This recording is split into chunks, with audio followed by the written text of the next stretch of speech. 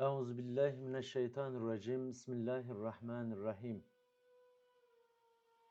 Elhamdülillahi Rabbil alemin. Vessalatu vesselamu ala Resulina Muhammedin ve ala alihi ve sahbihi ecmain. Merhaba sevgili dostlarım. Allah'ın selamı, bereketi, şifası, tüm hayırları hepinizin üzerine olsun. Ramazan-ı Şerif'in son günlerindeyiz inşallah. Rabbim tuttuğumuz oruçları, yaptığımız duaları, kıldığımız namazları dergah izzetinde kabul eylesin inşallah. Evet dostlarım, bugün 44. beyti işleyeceğiz Celcutiye beyitlerinden. İnşallah derse başlamadan önce yeni bir kanal yayına girdi. Yine aynı Alfabex kanalının devamı olan, fakat sadece kısa videolar olacak bu kanalda. Kanalımızın ismi Metafor Atlası. Ve bu kanalla ilgili bugün kısa bir short video yayınlamıştım. Bu videoyu izlerseniz daha sonra da kanala girip ziyaret eder, abone olur ve beğeni bırakırsanız, yorum bırakırsanız çok mutlu olurum. Yeni bir kanal. Bazen insanlara uzun uzun anlatmak fayda vermeyebiliyor. Kimin nerede ne alacağını bilemiyoruz. O yüzden kısa, öz, bir dakikayı geçmeyen inşallah burada bilgilendirici videolar olacaktır. Alfabex kanalımız ise yine eğitim kanalı olarak burada derslerimize devam edeceğiz. Ama bu kanala muhakkak abone olun, destek verin lütfen. Evet, dersimiz uzun olacağı için fazla uzatmıyorum lafı. Hemen dersimize başlayalım. Celcülutiye'nin 44. beyti, bu beytin en dikkat çekici ve aynı zamanda en derin beyitlerinden bir tanesidir. Çünkü bu beyitte kullanılan kelimeler klasik Arapça veya Kur'an dilinde alışık olduğumuz kelimelerden biraz farklıdır. İlk bakışta bu kelimeler anlamı kapalı gibi görünür ama bunun sebebi Celcülitiye'nin yalnız bir dua veya şiir metni, yani manzum metin olmaması, aynı zamanda havas geleneği, harf ilmi ve tasavvufi sembolizm içeren bir metin olmasıdır. Bu yüzden bu beyti anlatmaya çalışırken inşallah birinci olarak lafzi yaklaşımla anlatacağız. Yani kelimelerin köklerini ve seslerini incelemek. İkincisi ise manevi yaklaşımdır ki yani kelimelerin işaret ettiği ruhi ve tasavvufi anlamlarını anlamak olacaktır. Aynı zamanda bu beytin harfleriyle ilgili notalaştırılmış frekansları da inşallah yarın ya da pazartesi, söz vermeyeyim, bu hafta içerisinde Alphabex Sounds kanalında da yayınlamış olacağız. Oradan da istifade edersiniz. Aynı zamanda bazı şifa frekans tonları olacak. Evet kardeşlerim, Arapça metni olarak bihalin, ehilin, şel'in, şel'ubin, şali'in, tahiyin, tahubin, taytahubin, tayattahat diye geçiyor metin. Metnin ilk bakışta oluşturduğu etki, bu beyti ilk okuyan kişi genellikle şu soruyu sorar: bu kelimelerin anlamı nedir? Çünkü burada alışılmış Arapça cümlesi yoktur. Fakat Celcülutiye geleneğinde bu durum oldukça normaldir. Çünkü metnin bazı bölümleri doğrudan anlam taşıyan cümlelerden, bazı bölümleri ise manevi titreşim taşıyan zikir kelimelerinden oluşur. Ve tasavvuf ehline göre bazı kelimeler anlamdan çok etki taşır. Evet. Nasıl ki Kur'an'da bazı harfler vardır ve onların anlamı tam olarak bilinmez. Örneğin Bismillahirrahmanirrahim. Elif, la, mim, kaf, ha, ya, ayn, sad, ta, ha ayetleri gibi. Bu harfler doğrudan tercüme edilemez. Fakat yine de Kur'an'ın bir parçasıdır ve içlerinde büyük bir sır taşır. Yani remzli ayetlerdir. Şimdi Türkçe olarak bu beytin zahir anlamına baktığımızda doğrudan sözlük karşılığı olan kelimeler olmadığı için beytin anlamı yorumlayıcı şekilde ifade edeceğiz. Tasavvuf ehlinin yaptığı genel yorum şu şekilde: ey kalpleri açan, kalplerden perdeleri kaldıran ve kalpleri arındıran Rabbim, senin arındırıcı ve cezbedici isimlerinin kudretiyle kalpleri nurlandır ve onları sana yönelt. Evet, bu beytin bütününden çıkarılan manevi anlam bu. Beytin ana teması 3 kavram üzerinde döner kardeşlerim. Videomda bazı başlıkları atmıyorum çünkü videolar uzun oluyor ve bu videolar üzerinde yani editleme yapmak uzun sürdüğü için o yüzden siz bunları not alın lütfen. Birincisi kalp. İkincisi perdelerin kaldırılması. Üçüncüsü ilahi sevgi. Tasavvuf ehline göre insanın Allah ile olan bağı kalpte başlar. Kalp temizse insan hakikate yönelir. Kalp kararmışsa insan hakikati görmekte zorlanır. Bu nedenle tasavvufta en önemli konu kalbin temizlenmesidir. İşte bu beyit bu kalp temizliğini isteyen bir dua niteliğindedir. Peki Celcülütiye içerisindeki yeri nedir? Farklı manevi makamları temsil eder. Bazı beyitler ilahi kudreti anlatır. Bazıları esma tecellilerini anlatır. Bazıları ise kalbin yolculuğunu anlatır. 44. beyit özellikle kalbin arınması ve ilahi sevgiye yönelmesi ile alakalıdır. Bu yüzden ehil bunu kalbin açılması duası olarak yorumlamış. Ve beytin manevi çağrısına baktığımızda aslında bir bilgi vermez. Bir talep ifade eder. Bir duadır. Bu dua şu içeriği taşır. Kalbimin üzerindeki perdeleri kaldır. Kalbimi arındır. Kalbimi sana yönelt. Çünkü tasavvuf ehline göre insanın en büyük problemi aklının zayıf olması değil, kalbinin perdelenmiş olmasıdır. Kalp açıldığında insan hakikati daha kolay görür. Bu yüzden bu beyit Celcülütiye'nin içinde kalbin uyanışını anlatan beyitlerden bir tanesidir kardeşlerim. Sıralamaya göre lügavi tahlil olarak yaptığımızda ikinci başlığımız Celcülütiye'nin 44. beytini anlamanın en önemli yollarından biri beyitte geçen kelimelerin dil yapısı ve kök işaretlerine dikkat etmektir. Çünkü Celcülütiye'deki kullanılan bazı kelimeler klasik sözlüklerde tam karşılığı olan kelimeler değil demiştik. Bu nedenle bu beyitteki kelimeler iki farklı açıdan incelenir. Birincisi lafzı inceleme yani kelimelerin kök harfleri ve dil yapısı. İkincisi tasavvufi inceleme kelimelerin işaret ettiği manevi anlamlar. Bu iki yaklaşım birlikte ele alındığında beyitin derin anlamı da ortaya çıkar. Yani metafor anlamı diyoruz biz buna. Birincisi bir halin diyor. Hal. Hal kelimesi Arapçada genel olarak durum, halet veya ruhi durum anlamına gelir.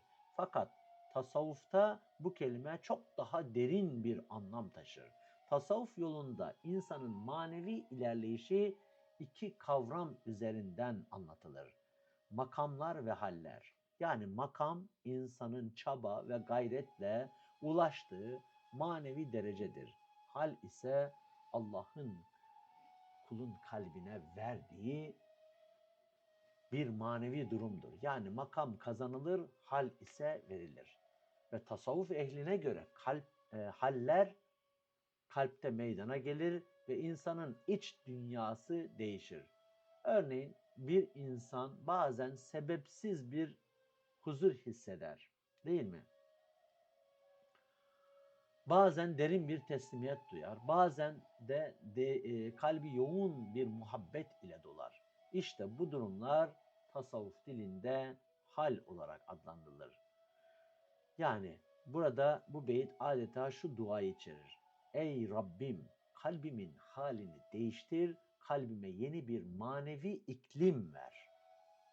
İkinci kelime geçen ehil. Ehil kelimesi Arapçada ehliyet, liyakat, bir şeye layık olmak anlamına gelir.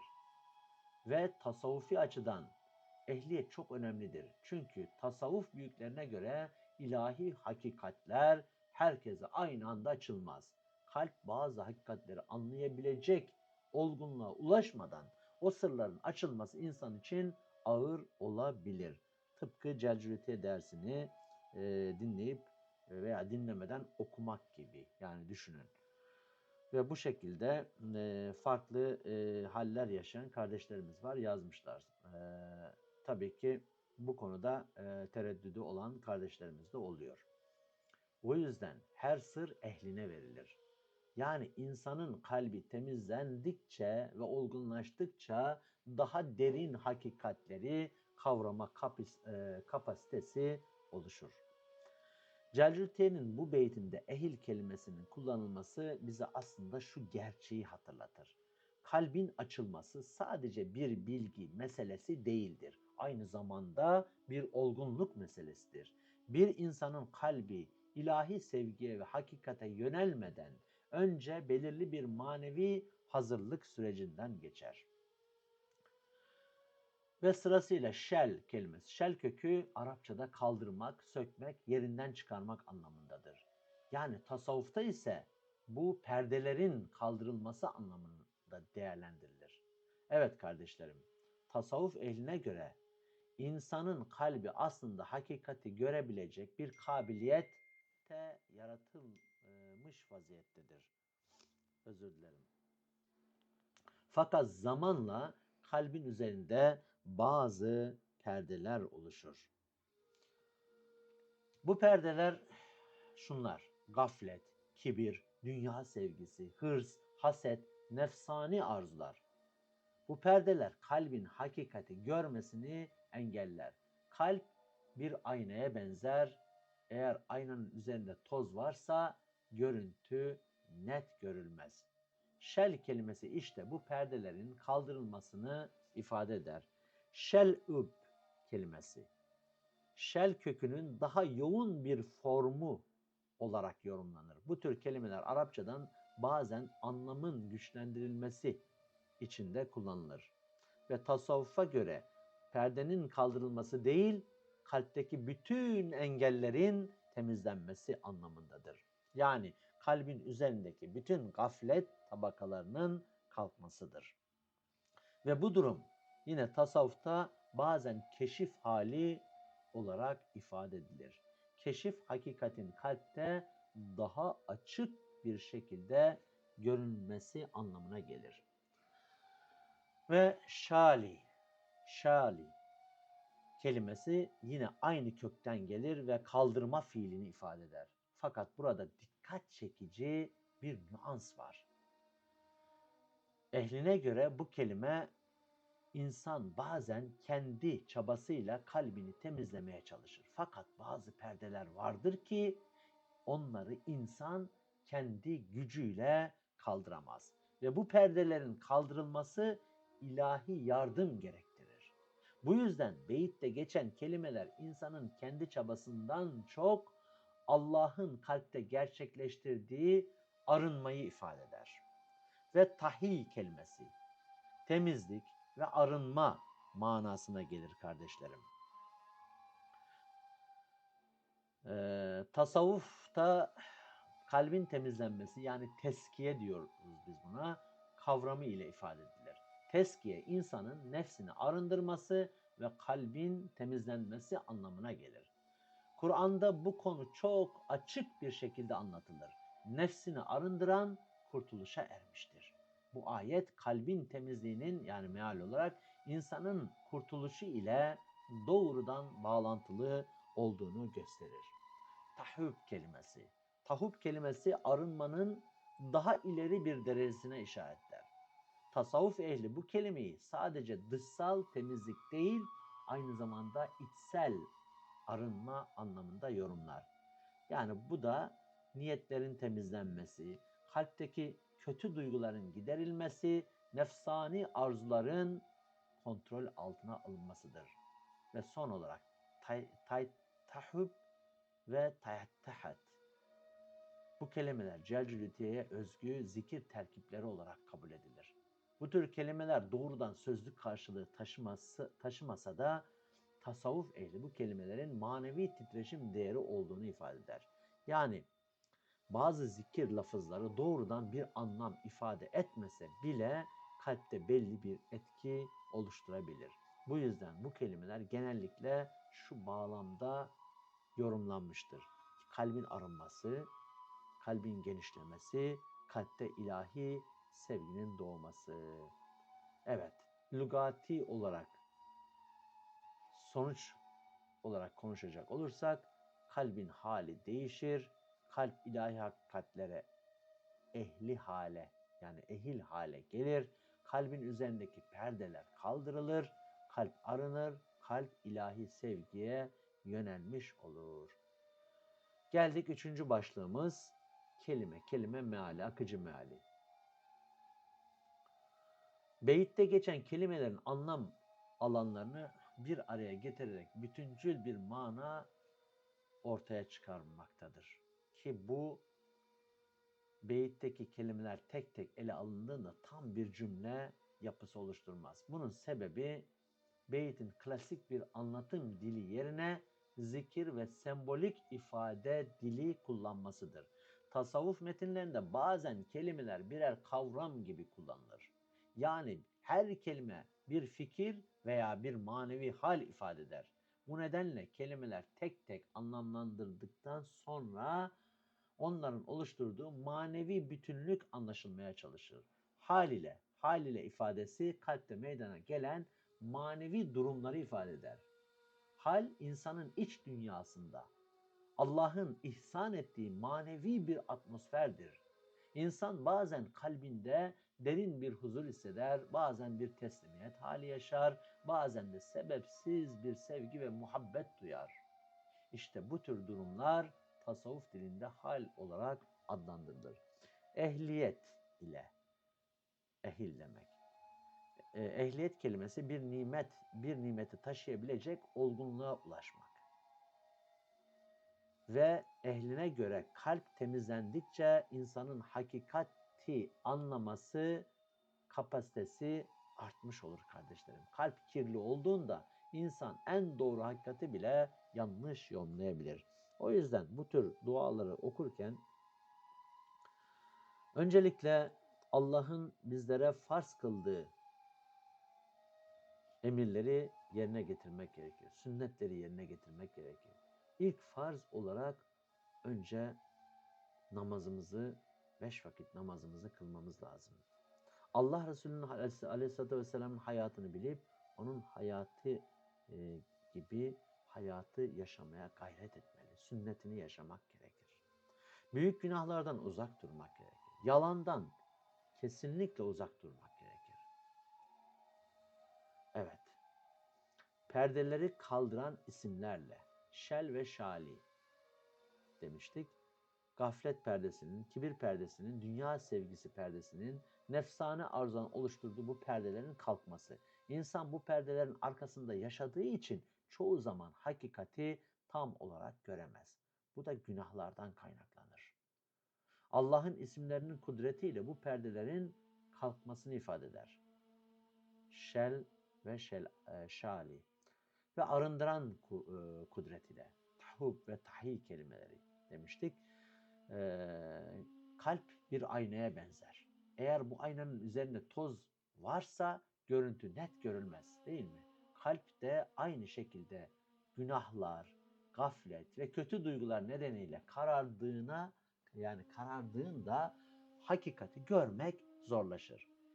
Zikir ve ibadet, dua kalbi temizler. Kalp temizlendikçe insanın iç dünyası da aydınlanmaya başlar, ariflik sırrına ermeye başlar. Ve bütünsel olarak baktığımızda kalbin hali değiştiğinde ve kalp ilahi hakikatlere ehil hale geldiğinde Allah'ın perdeleri kaldıran ve kalbi arındıran isimlerinin tecellisiyle kalpler nurlanır ve hakikate yönelir anlamıdır. Ve beyitin içindeki gizli bir akış vardır ki beyit aslında kalpte gerçekleşen 4 aşamalı bir dönüşümü anlatır. Birinci aşama kalpte halin meydana gelmesi. İkincisi kalbin ilahi hakikatlere ehil hale gelmesi. Üçüncüsü kalpteki perdelerin kaldırılması. Dördüncü aşama kalbin arınarak ilahi sevgiye yönelmesidir. Ve beytin kalp yolculuğu vardır ki insanın manevi yolculuğu kalpte başlar ve kalpte tamamlanır. İnsan önce kalbinin halini fark eder. Sonra kalbini temizlemeye başlar. Daha sonra kalbin üzerindeki perdeler kalkar. En sonunda kalp ilahi sevgi, aşk ile dolar. Geldik dördüncü başlığımız Kur'an'a göre anlamına baktığımızda bu beyitte anlatılan kalbin açılması, arınması ve ilahi sevgiye yönelmesi meselesi yalnızca tasavvuf geleneğine ait bir düşünce değildir. Bu kavramların kökü doğrudan Kur'an'dadır. Kur'an'da kalp insanın manevi hayatının merkezi olarak anlatılır. İnsan hakikati yalnızca aklıyla değil kardeşlerim, kalbiyle kavrar. Bu yüzden Kur'an'da kalp ile ilgili birçok ifade geçer. Kalbin açılması ve nurlanması. Evet, kalbin açılması, Kur'an'da kalbin açılması en açık şekilde şu ayette, yani En'am suresi 125. ayette. Allah kime hidayet vermek isterse onun göğsünü İslam'a açar diyor. Ve bu ayette geçen göğsün açılması ifadesi Arapçada şerh-i sadr olarak ifade edilir. Şerh kelimesi açmak, genişletmek, ferahlatmak anlamına gelir. Şu an bizim bu beyti açtığımız gibi. Sadr ise insanın göğsü ve kalbi ile ilişkilendirilen bir kavramdır. Ve ehline göre kalbin açılması şu anlama gelir. İnsanın hakikati daha kolay kabul edebilmesi, kalpte huzur ve teslimiyet oluşması, imanın kalpte yerleşmesi. Kalp daraldığında insan hakikati kabul etmekte zorlanır. Ve kalp genişlediğinde ise insanın iç dünyasında bir ferahlık oluşur. Ve Celcülite'nin bu beyti işte bu kalp açıklığını isteyen bir dua olarak yorumlanır. Ve kalbin nurlanması. Kur'an'da kalbin aydınlanması ile alakalı ayet vardır ki Nur suresi 35. Allah göklerin ve yerin nurudur. Ve bu ayette anlatılan nur yalnızca fiziksel bir ışık değildir.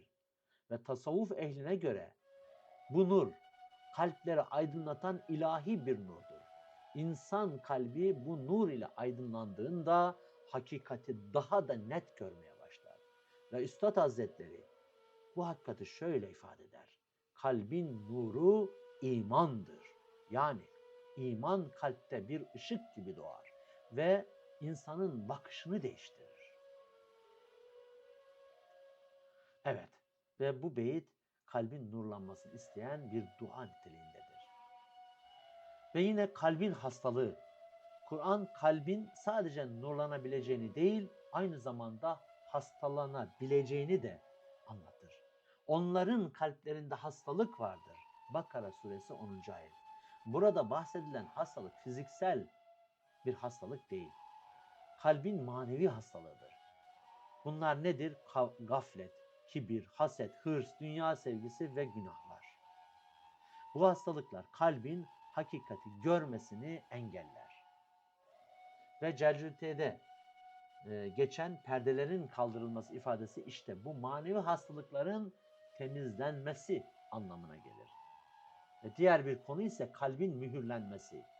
Ve Kur'an'da kalp ile ilgili en dikkat çekici ifadelerden biri de kalbin mühürlenmesi konusudur ki Bakara suresi 7. ayette Allah onların kalplerini mühürlemiştir. Hak dostuna göre kalbin mühürlenmesi insanın hakikate tamamen kapanması anlamına gelir. İnsan sürekli olarak gaflet içinde yaşadığında kalbin üzerindeki perdeler kalınlaşır ve sonunda kalp hakikati kabul etmekte zorlanır. Ve kalbin huzura kavuşması. Kur'an kalbin huzura kavuşmasının yolunu açık şekilde belirtir. Ra'd suresi 28. ayette kalpler ancak Allah'ın zikri ile huzur bulur. Ve bu ayet hak yolunun temel prensiplerinden biridir. Çünkü zikir kalbi arındırır. Kalbin üzerindeki perdeleri kaldırır ve kalpte huzur başlar. Evet, Kur'an perspektifinden beytin anlamına baktığımızda kalbin açılması, kalbin arınması, kalbin nurlanması, kalbin Allah'a yönelmesi, bu dört kavram Kur'an'ın kalp anlayışının temelini oluşturur kardeşlerim. Şu an 25 dakika falan olmuş video kaydına bakıyorum. Daha dersin yarısında bile değiliz. O yüzden bilmiyorum, uzun olursa nasıl olur. Ama yarıda kesip bir parçasını sonra da anlatmak istemiyorum. Çünkü konuya girmişken tamamını anlatalım inşallah. Siz parça parça dinleyebilirsiniz. Geldik 5. Hadis-i şerifler bağlantısı. Bu beyitte anlatılan kalbin arınması, perdelerin kaldırılması ve kalbin ilahi sevgiye yönelmesi meselesi tasavvufi yorumlara dayanan bir konu değildir.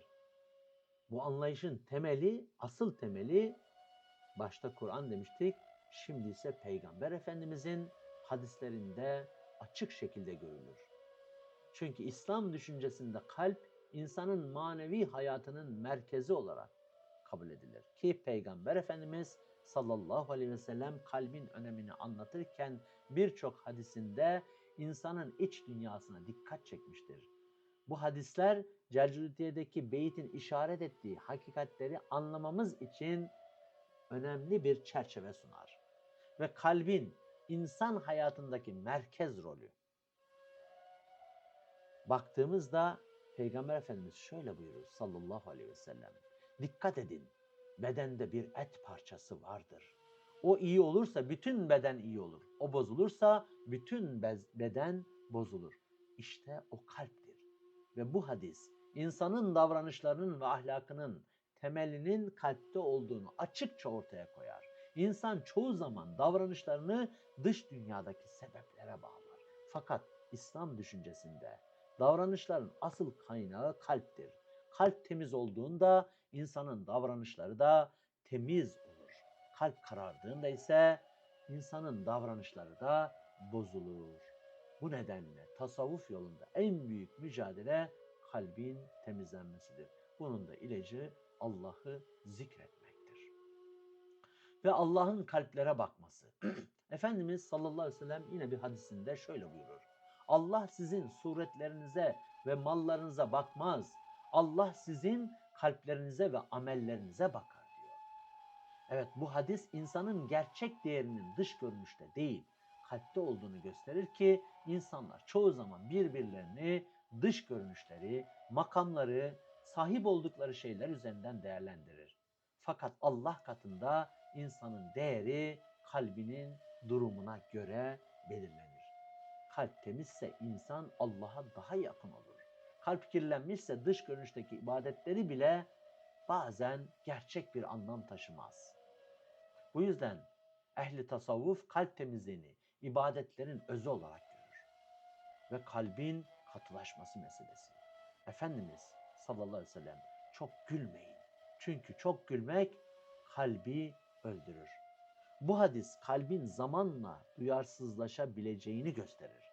İnsan sürekli dünya meşgalesi içinde yaşadığında kalp hakikate karşı duyarsız hale gelir. Bu durum tasavvuf literatüründe kalbin katılaşması olarak da ifade edilir. Kalp katılaştığında insan hakikati görmekte zorlanır. Ve kalbin arınması. Yine hadis-i şerifte her şeyin bir cilası vardır. Kalbin cilası da Allah'ı zikretmektir buyuruyor Efendimiz sallallahu aleyhi ve sellem. İnsan Allah'ı zikrettikçe kalbin üzerindeki gaflet tabakaları yavaş yavaş temizlenir. Kalp temizlendikçe insanın iç dünyasında bir huzur ve aydınlık oluşur. Ve daha sonra kalbin dönüşmesi. Yine hadiste insan kalpleri Rahman'ın iki parmağı arasındadır. Onları dilediği gibi çevirir diyor Efendimiz sallallahu aleyhi ve sellem.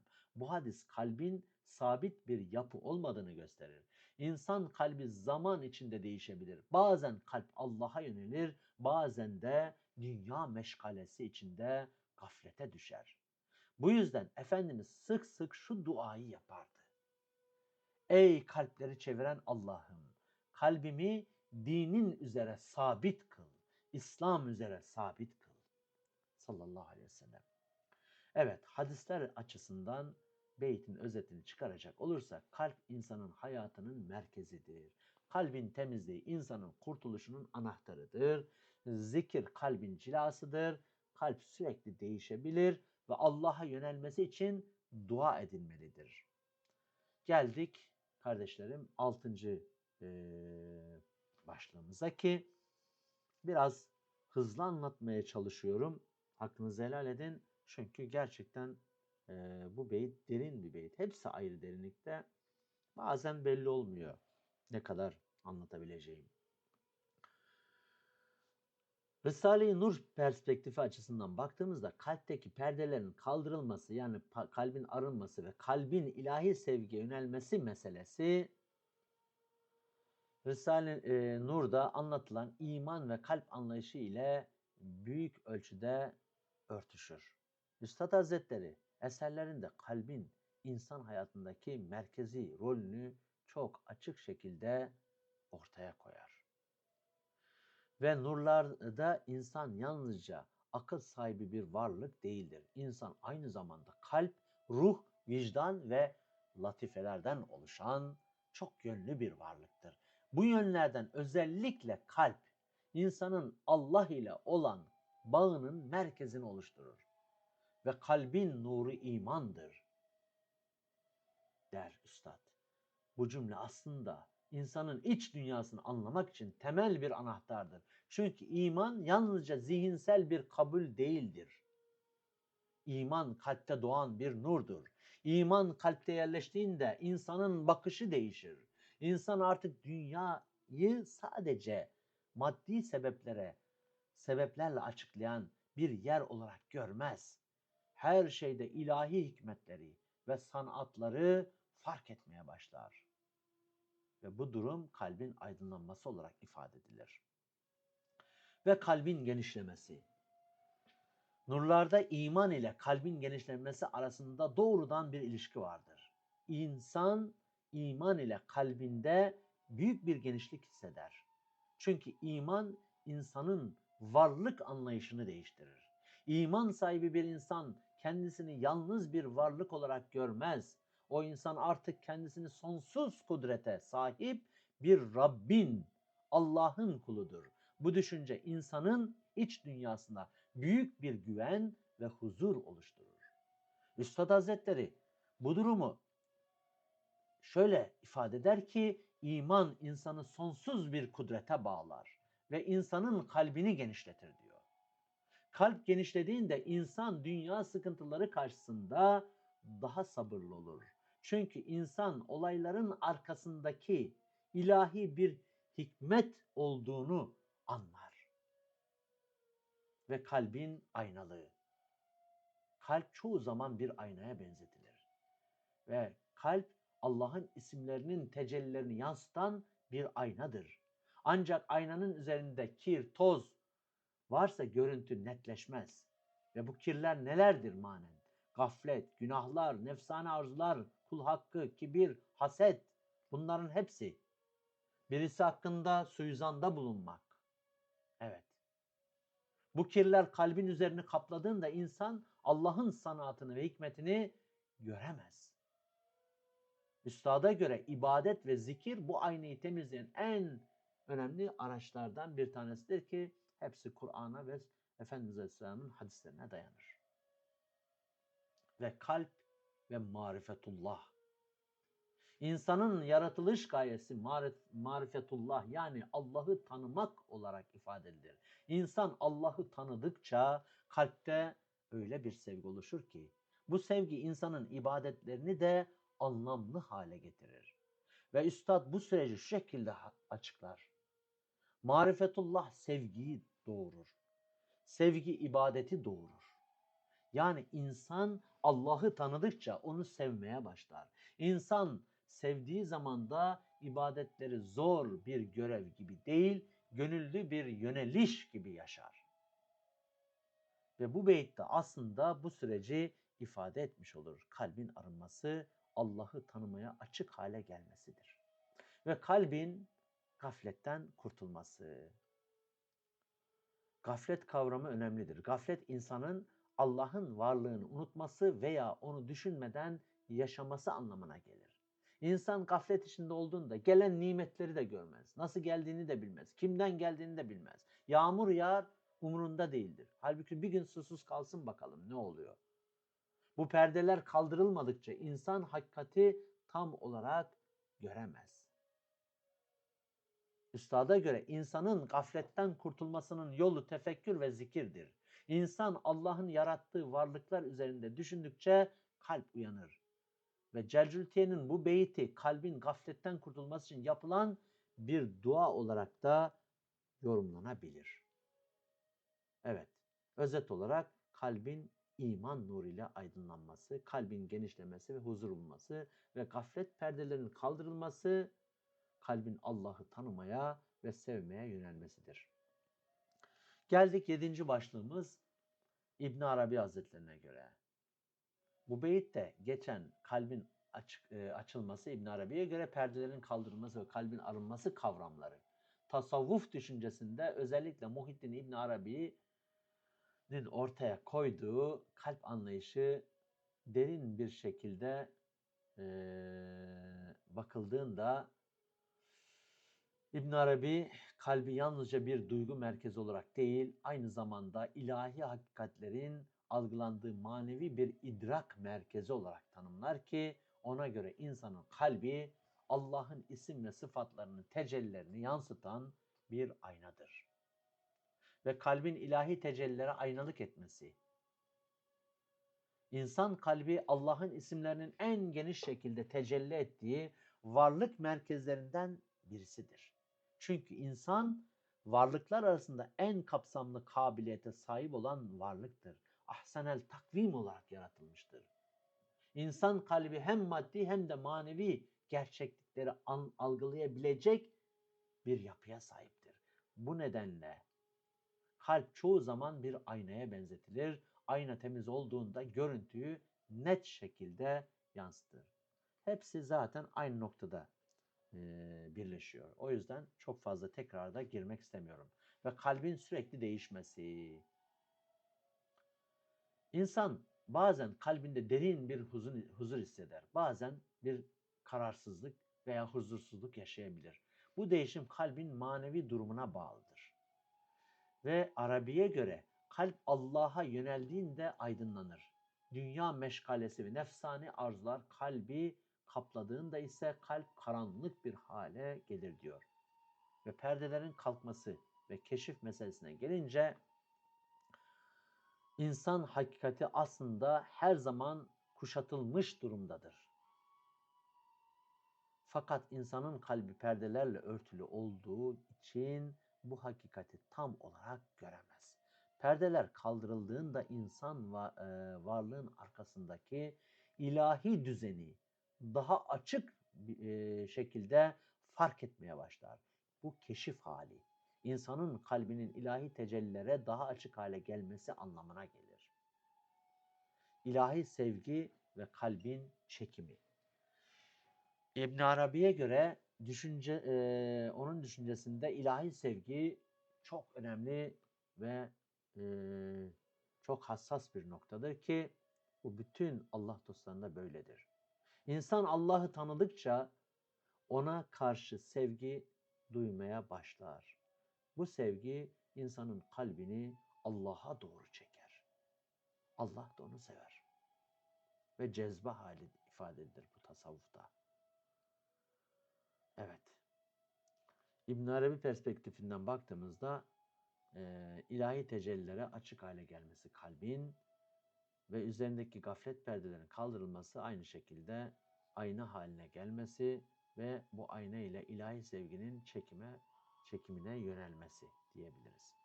Gazali, Buni ve Şazeli açısından yorumlarsak Gazali'ye göre kalbin cilalanması düşüncesinde kalbin temizliği konusuna en geniş şekilde değinen alimlerdendir. Ona göre insanın asıl problemi bilgi eksikliği değil, kalbin kararmasıdır. İnsan okur cahil de olabilir. İnsan doğruyu bildiği halde çoğu zaman yanlış davranışlarda bulunur değil mi? Bunun sebebi kalbin üzerindeki manevi kirlerdir. Gazali yine kalbi bir aynaya benzetir. Ayna temiz olduğunda karşısındaki görüntüyü açık şekilde yansıtır diyor. Ve kalbin cilası zikirdir diyor. Zikir kalbi temizleyen ve kalbin üzerindeki kirleri gideren bir ibadettir.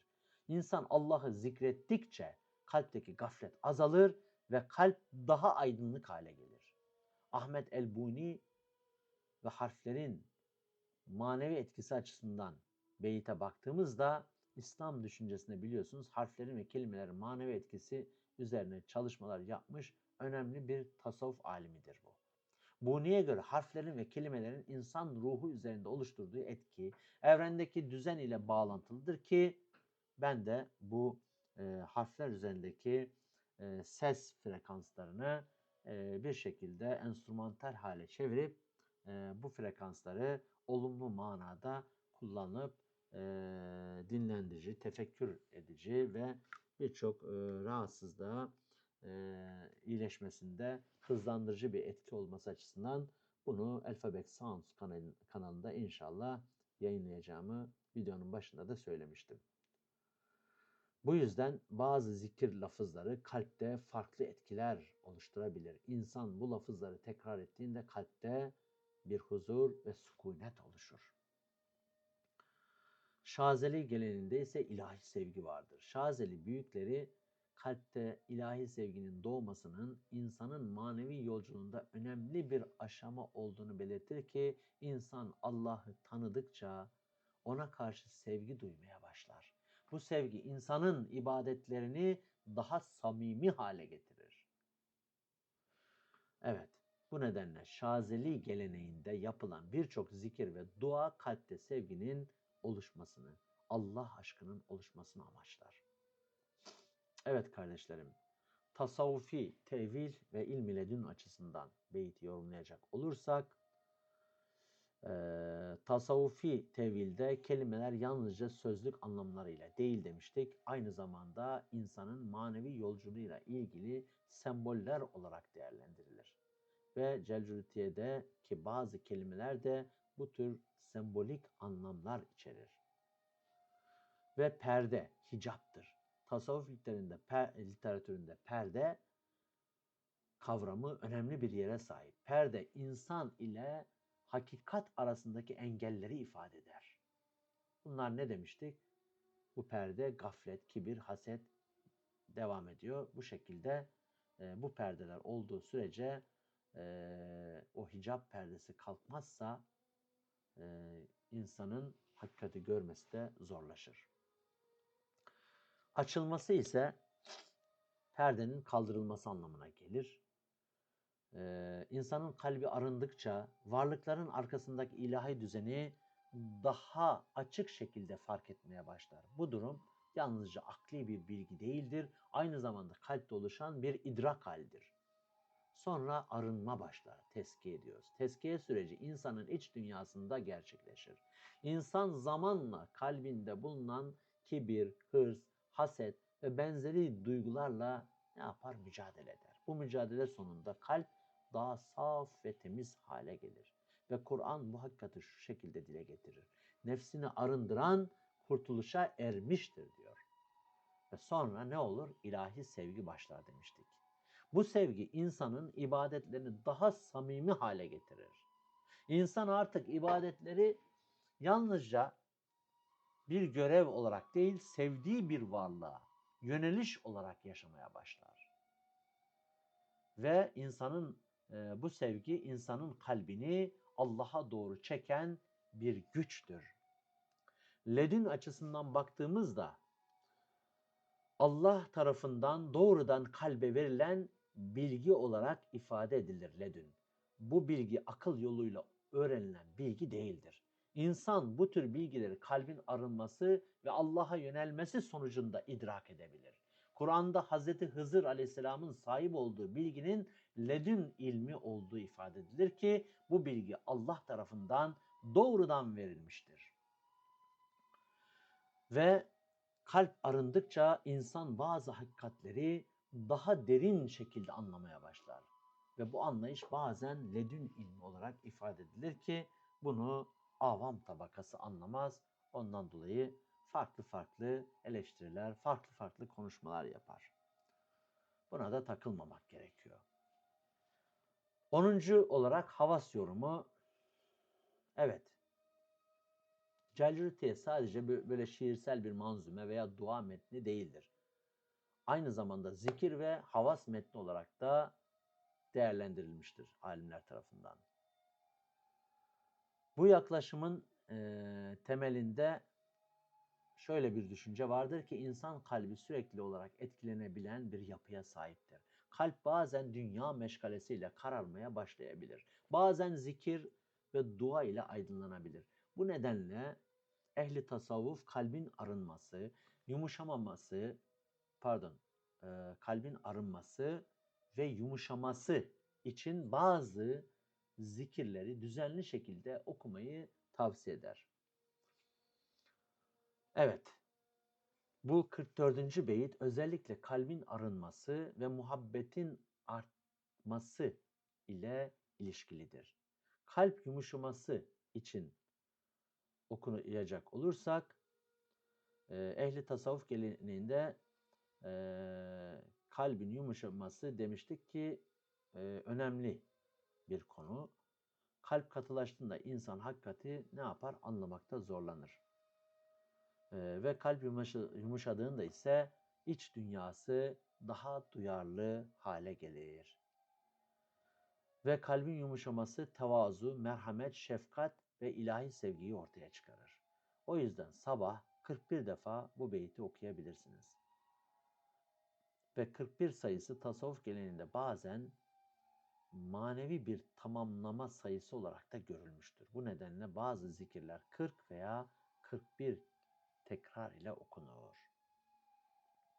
Bu uygulamanın amacı kalbin günün başında Allah'ı hatırlaması ve manevi bir yola, bir yöneliş içerisinde olmasıdır.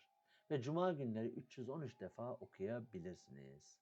313 sayısı ise İslam tarihinde özellikle Bedir Savaşı'na katılan sahabelerin sayısı ile ilişkilendirir ki Bedir ashabı çok önemlidir.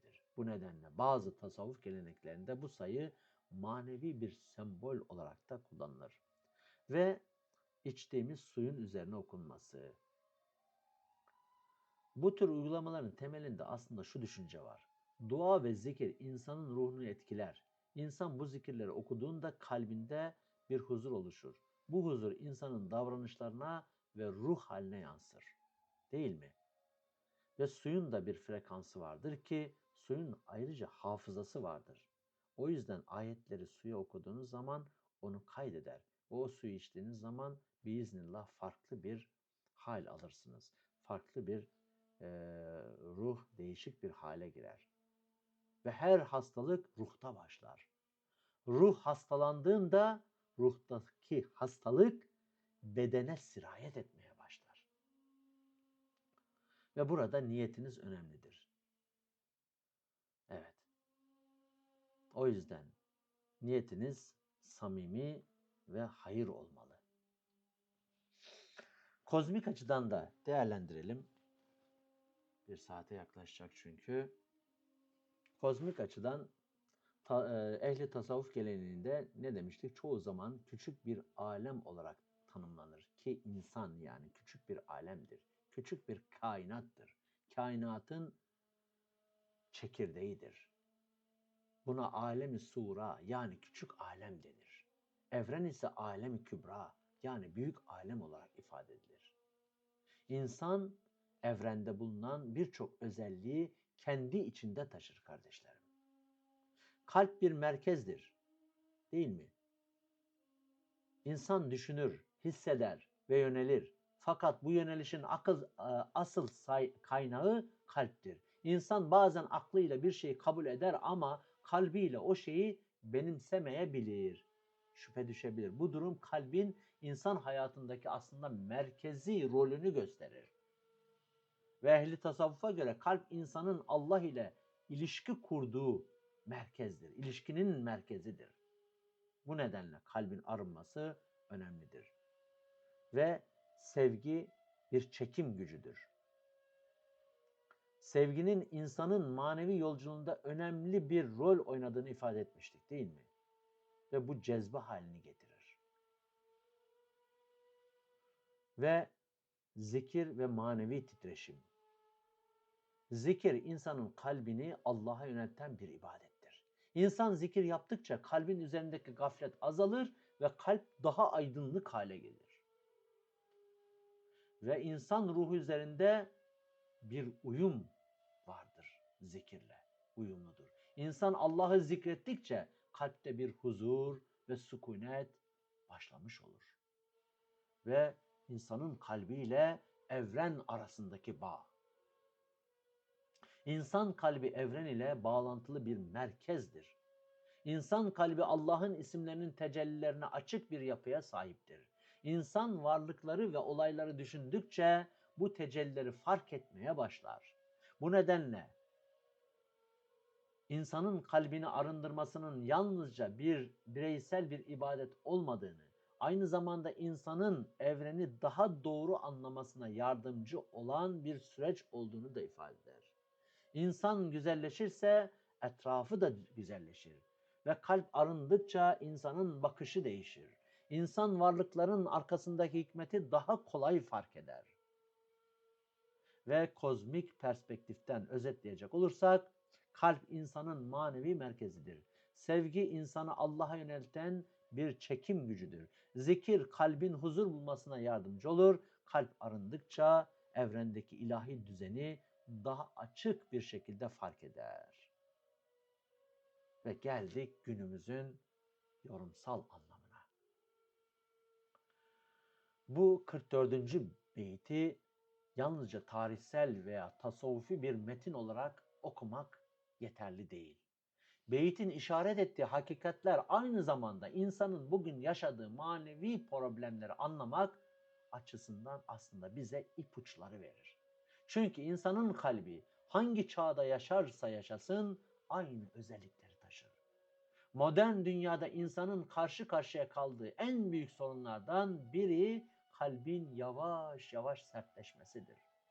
Görüyoruz yapılan kötülükleri etrafta, dünyada. İnsanlığından çıkmış insan suretindeki varlıkları gördüğümüzde ne yapıyoruz? Eğer bir şey hissetmiyorsa kalbimiz sertleşmeye başlamış demektir. İnsan bilgi bakımından hiç olmadığı kadar güçlü hale gelmiş olsa da iç dünyası çoğu zaman huzursuz ve dağınık bir haldedir. Teknolojik gelişmeler insanın hayatını kolaylaştırabilir kardeşim. Fakat bu durum insanın kalbini daha huzurlu hale getirmez. Bağımlı hale getirir. İnsan sürekli bir meşguliyet içinde yaşadığında kalp derin düşünme ve tefekkür fırsatını kaybeder. Kalp bu durumda yüzeysel bir hayatın içine hapsolur. Ve Celcülütiye'nin bu beyti işte bu noktada önemli bir hatırlatma yapar bize. Ve modern dünyada kalp katılığı.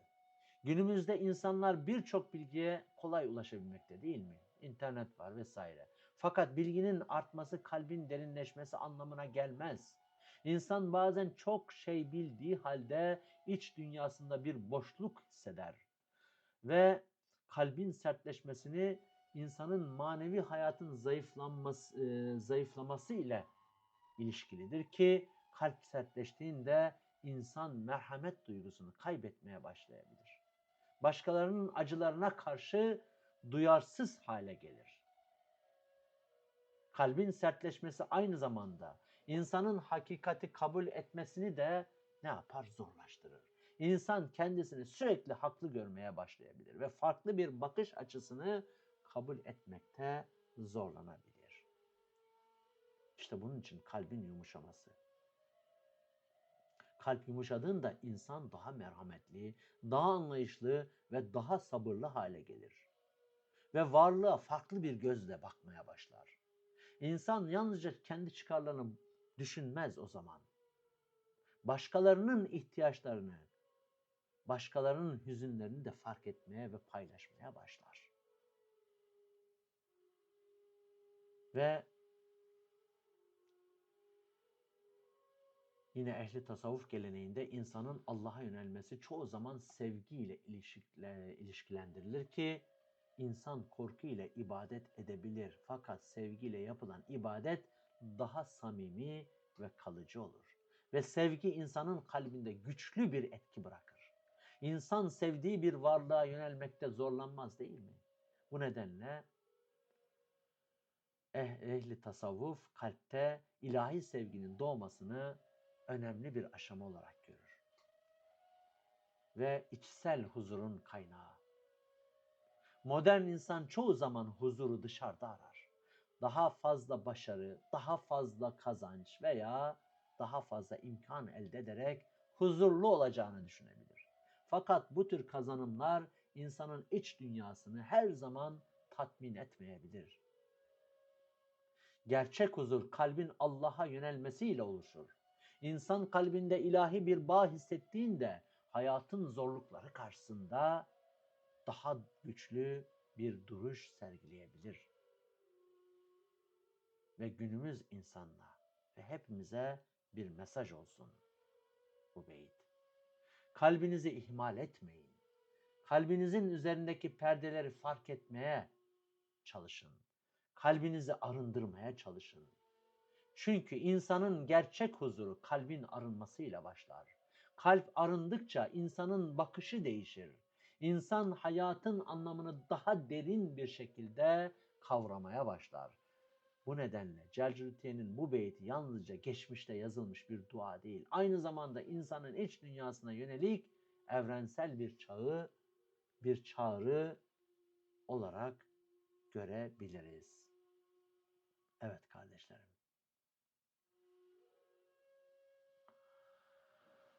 Kalp insanın Allah ile olan bağının merkezidir demiştik özetleyecek olursak. İnsan kalbi ile sever, kalbi ile yönelir ve kalbi ile teslim olur. Bu nedenle kalbin temizlenmesi ve arınması hakikat ehlinin en önemli aşamalarından biridir.